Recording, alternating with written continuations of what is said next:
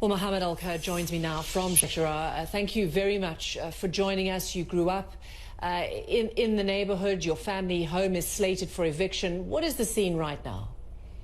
Well, thank you so much for having me. To start, it's not really an eviction. It's forced ethnic displacement, to be accurate, because an eviction implies legal authority.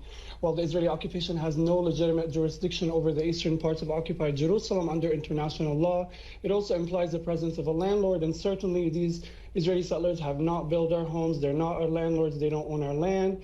And thirdly, eviction does not imply the hundreds and hundreds of heavily armed police and army and settlers colluding, blowing up your doors, throwing your children from your windows, and using brute force to throw you out in the street and assaulting and arrest you should you resist. It doesn't imply the grenades. It doesn't imply the rubber-coated bullets.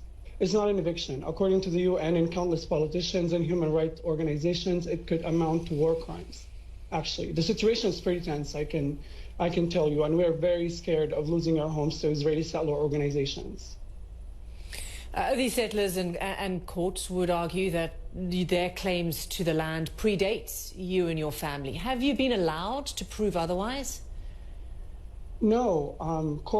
The Israeli occupation courts take their documents without verification, without authentication or challenge, whereas our documents will not be looked at. They will not be taken into consideration. Besides, just because something is technically legal does not mean it's ethical or moral or historically just or accurate or correct. We've seen many systems exploit the law and exploit the judiciary to uphold supremacist and racist lives.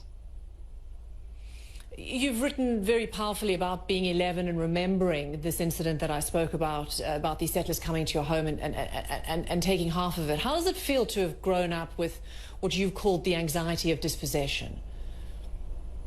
It feels familiar because this is what every Palestinian feels like under the crushing fangs of Israeli colonialism in Palestine. My grandmother was thrown out of her home in 1948 in Haifa, and she was thrown out again in 1967 and again in 2009 when Israeli settler organizations colluding with the Israeli state took over half of our home. And this is my second time being dispossessed from my family. Should they go ahead and do it to me? It's scary, but it also has a name. It's settler colonialism, and it's apartheid, and it's the fact that these settler organizations are working together with the state to exploit the law to dispossess Palestinians. What would you like from the international community? There has been a response by many to the situation your family is in right now. What would you like to hear, especially from the new Biden administration?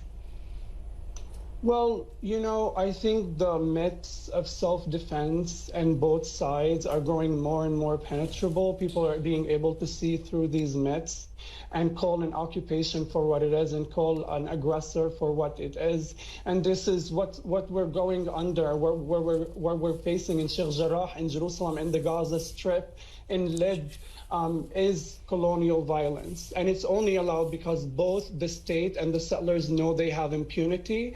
The settlers are emboldened by an apartheid state that allows them to open carry in Palestinian neighborhoods. And the state is emboldened by an international community that refuses to call it out for what it is, that allows it to intentionally target civilian neighborhoods on the Gaza Strip and massacre 24 Palestinians, including 9 children, without facing any consequences. I don't expect much of the Biden administration.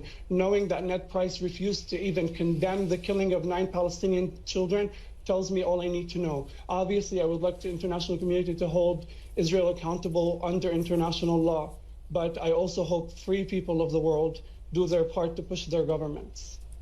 Do you support the protests, the violent protests that have erupted in solidarity with you and other families in your position right now? Do you support the violent dispossession of me and my family? I'm just asking if you support the protests that are taking place in support of your family. I support popular protests taking place against ethnic cleansing, yes.